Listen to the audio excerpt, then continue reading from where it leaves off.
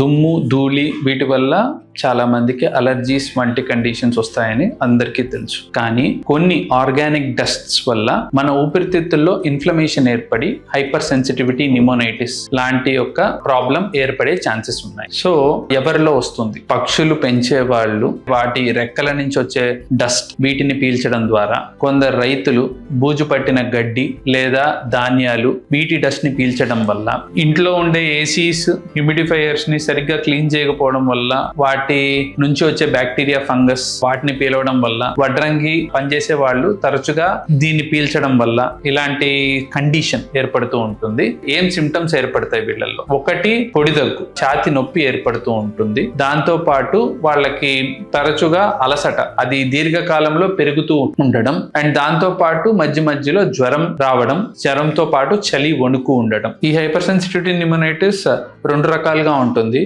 ఒకటి అక్యూట్, ఇంకొకటి క్రానిక్. ఇలాంటి సమస్యకి మెయిన్ గా నివారణ అనేది ముఖ్యం.